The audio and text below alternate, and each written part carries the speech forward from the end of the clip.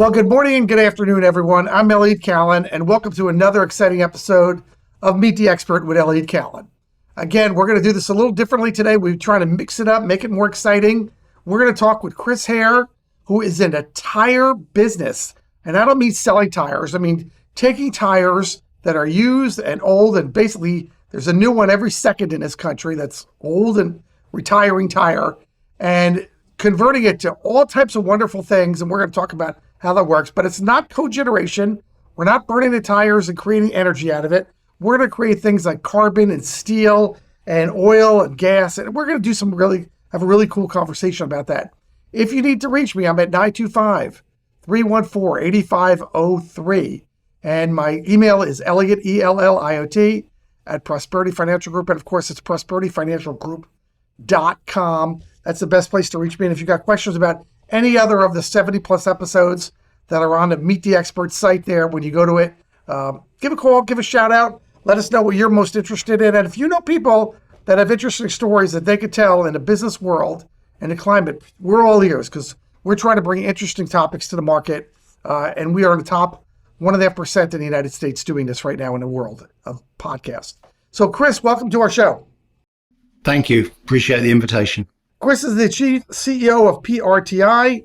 It's a waste to energy data center technology, but it's not energy really. We're going to talk about that. Why don't you tell us first what you do and how you got into this world of tires to products?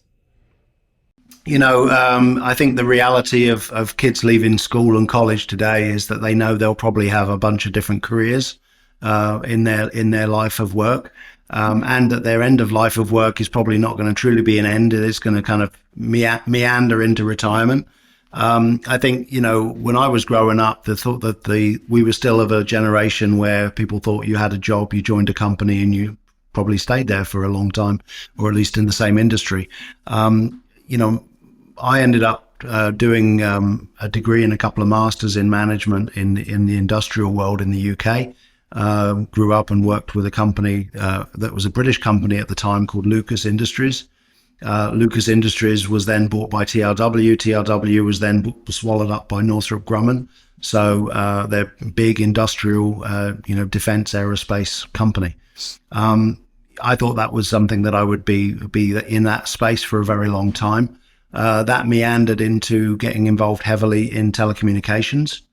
And then also building a couple of startups, one which was an MIT spin out that we sold to a company called Nuance that was ultimately bought by Microsoft. And then after that, I ran the supply chain, particularly the sourcing organization globally for what was Sony Ericsson. So in the old days of telecom, where everyone had phones that had buttons on them, my original life, we made all the buttons, and then over time, I got involved in making the phones themselves. So I was proud to be part of a really cool team of people worldwide that at our peak, we made about 100 million phones a year. From there to tires I don't know how that happened, but it did. What we've done together is this team at PRTI that we've built. They've all had fairly diverse backgrounds too. So we've got, one of our founders came out of the space program and out of building semiconductor companies. Two of our team are very heavily into healthcare as their background, both research and operating. And then we've got other folks in automation engineering and obviously myself in telecom. And, we've got together and realized that no matter what type of business you run, there are some common elements. And I think that's a really fun part of our journey, is to realize that even though we've got diverse backgrounds, there are things that are common. In our case, it's modular business building, it's intellectual property, it's being able to run an automated company, heavily documented. And these threads mean that we have a bit of a common language, which is helpful when we've got such weird and wonderful backgrounds. So pretty exciting, but I want to talk about the tire industry. I got the road that you're on, which is great. And if you're still listening, this is pretty good. We manage portfolios. We help clients make money. We help clients retirement. So which means if people are interested in this type of world of, as we talk to entrepreneurs across the board, and that's what Meet the Expert is, lots of entrepreneurial conversation. We want them to know to come to us as we're experts on investing. And if these types of things are important to them, that's important. So we know that in tires, there are 317 million tires a year that are just hanging around. Just in the US. Wow. Well, I contribute to them, and everybody listening contributes to that number. So, Right. are you just in the US, North Carolina? We are at the moment. We've protected the technology overseas as well in literally 40 countries. But presently, our main focus is in the US. So despite my accent, I've lived in the US for 25, nearly 30 years, but we're based just outside Raleigh, North Carolina. Okay. So as we talk about, let me just say again what PRTI does and what Chris Hare does. And then we portfolio builders is Chris takes tires, and at the end of this process, that tire is now oil, gas, carbon, or steel, or any parts of those. Without divulging secrets, how does that happen? Yeah, so what we've really developed and perfected, and then automated, and then ultimately protected in terms of intellectual property, patents, trademarks, things like that, is a method that really uses a very small amount of energy, thermal energy, to really break down tires. And if you think of a tire, you think of a very illogical piece of material. It's a big donut, right? So it's a circle of material that's a mixture of petroleum and fabric and fibers and steel wire and natural rubber. That recipe has been stuck together using a process called vulcanization, which is in the presence of sulfur. And that's how a tire gets made. Now, it stays together really well, which is important for all of us driving on them. But when the tire is at its end of life, it's really hard to take that recipe and undo it and basically unpack that tire. So what we've developed is an automated process that breaks that tire down, basically melts the tire and recovers a gas, a liquid oil, a solid material, a fuel or a carbon, and also recovers all of the steel wire that went into that tire. And we've been really working hard to perfect this, because even though, as you say, there's over 300 million tires a year just in the US thrown away, there's really very few economically viable ways to get rid of tires. In many cases, they're thrown into landfills. Some percentage are incinerated, some percentage are chopped up and put onto sports fields. There's all sorts of things that have been tried. But they're very inconsistent worldwide, and in some cases, some of these methods just don't last very long because they didn't work well, either technically or commercially. So, we've been at this journey for a while trying to make this thing work, and not only work, but do so repeatedly. And at this stage, we're now getting ready to start scaling up to multiple locations, because, as you say, the 300 plus million tires a year get thrown away across the whole country. So without adding to the logistics problem, it makes more sense for us to build multiple locations than to have one big location where all the tires have to travel after they've come off of vehicles.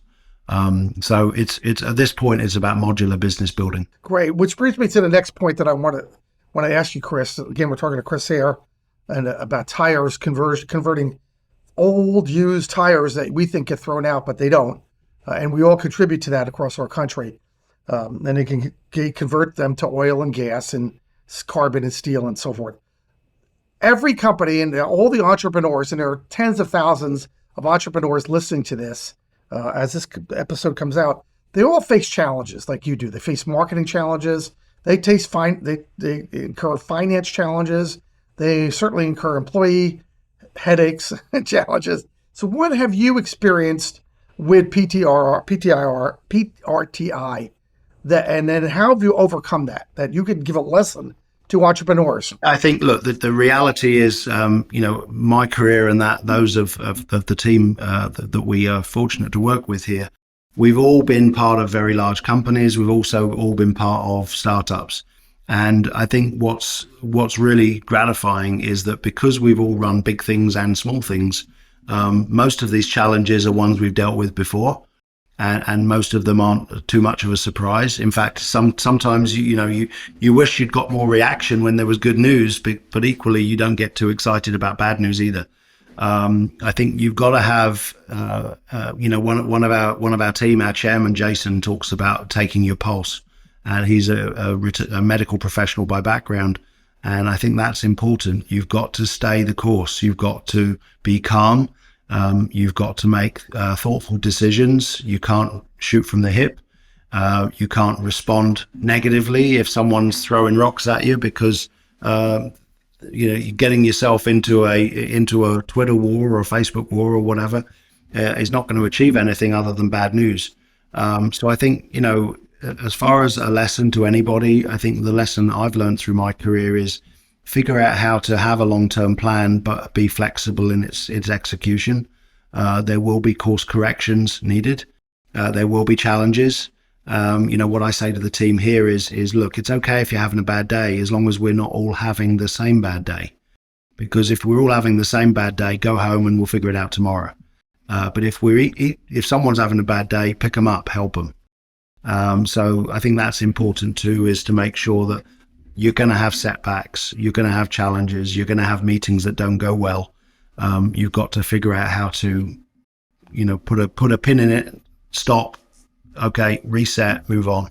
Chris, that's why I wrote the book over my left shoulder called Driven by Elliot Callan, because it's about leadership that you're talking about and challenges. And, not everybody is Mark Zuckerberg that starts something in college and 5 years later he's a billionaire.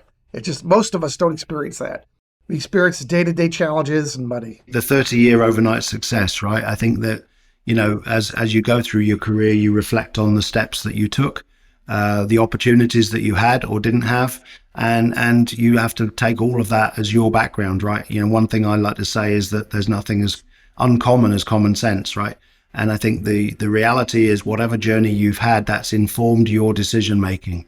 So whatever your journey has been allows you to have whatever perspective you now have and to make decisions accordingly. Recognizing that and recognizing that other people around you will have had a different journey helps you have more understanding and empathy, but it also helps the team do better together. Great. What's the long-term approach for a company like yours? Is it to sell out to a waste management?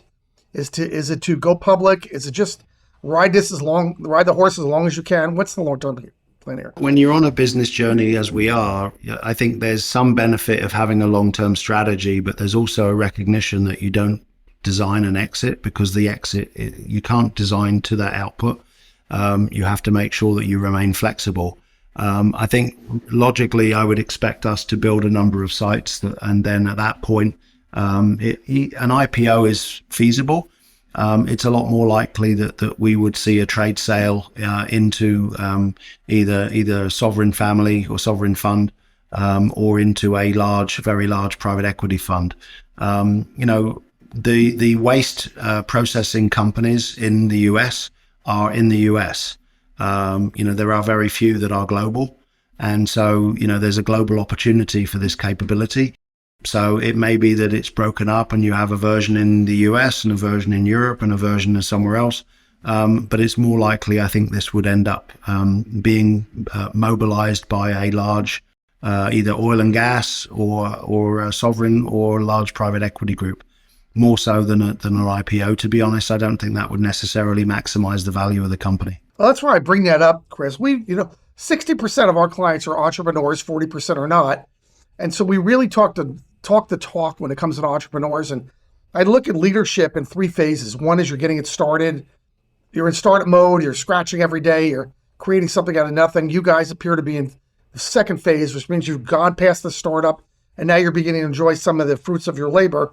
And then phase three is I'm now 60, 63, 65. Maybe it's time for me to leave. What's my exit strategy? And that's why I asked that. Because entrepreneurs, you don't have to begin with the end in mind. I don't buy into that. But I do believe that at some point, you don't want to be doing this when you're 80. No, I think there's some succession planning. I think that's practical and logical. And it's also the right thing to do for your shareholders too. Recognizing that look, some people want in a young company, they get on at the beginning and they get off at the end. Most people actually get on at a station that is not the first one and get off before the last one. So I think you've got to constantly look at the whole team and be planning and thoughtful of that everyone's on a slightly different journey, and that's okay. that still you still need to be able to run the business and grow the business, even if there's personnel changes, even if that includes you personally.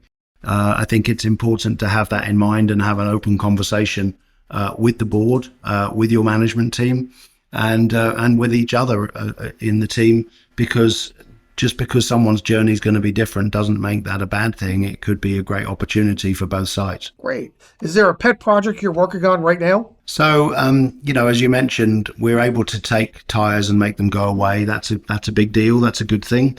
But that's not the only thing. What we've been able to do is first of all, break the tires down and recover a usable gas, a liquid oil, and a solid fuel, a carbon, as well as recovering the steel.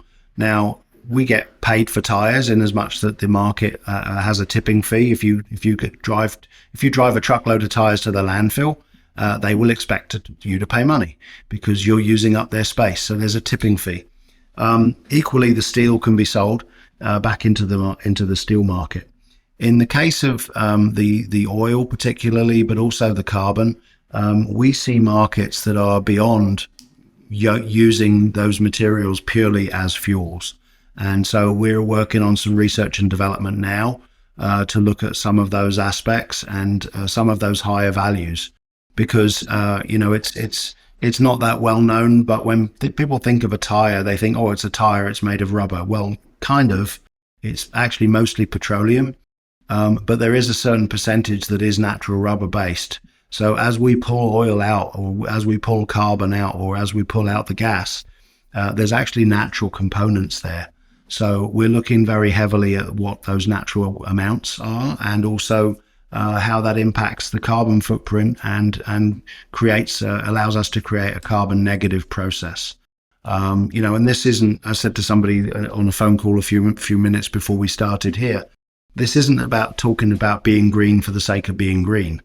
As a former supply chain guy, a lot of the reason to be involved in renewables is to be efficient. If you have resources, don't throw them away. Use them again. Figure out how to reuse them or how to use less. I was fortunate when I was at Sony Ericsson, which was a split heritage between Sony in Japan and Ericsson in Sweden. The environmental stewardship of both countries is really high. And in fact, we launched a project called Project Greenheart, where we actually were making plastic cases of phones and chargers out of vegetable plastics. And I'm talking 15, 20 years ago, right? So there's different ways of skinning the cat. There's different ways of using materials. And so what we're working on now is how to use some of these things that we recover in a higher value use. Great. Very exciting. Again, we help people build portfolios and retire well. And if social awareness, green energy, green world is important to you, or you want to have it in your portfolio, you want to get in touch with us. So we've been talking to Chris Hare, which has been great. Chris, if people want to reach you and have a better conversation about this, you're obviously a well-read, fascinating person. How do they do that, Chris? Yeah, so our website is prtitech.com. That's the website. My email is chare@prtitech.com. Feel free to reach out. We are, to your point about financial management, we are a private company. We do raise funds. We have a suite of investors that we've been working with for a long time. But we are also looking for what I would call more and more partners, both smart investors and active and educated investors, because as we grow this business across the country and in other countries, there's going to be a lot of capital deployed to build this business. And, and our small team is just that, it's small. So we not only need capital, but we also need to add more and more smart people. So if there's someone with an interest in this space, I'd love to hear from them. Great. All right, folks, this has been a fascinating conversation with Chris Hare of PRTI. Give us a call. We're at www.prosperityfinancialgroup.com. I'm Elliot, 2 L's, 1 T, at prosperityfinancialgroup.com, 925-314-8503. You can catch 70 plus episodes of Meet the Expert with Elliot Callan with people like Chris Hare. Chris, thanks so much for being here today. Yeah. Thank you very much again. Have a great day, everybody.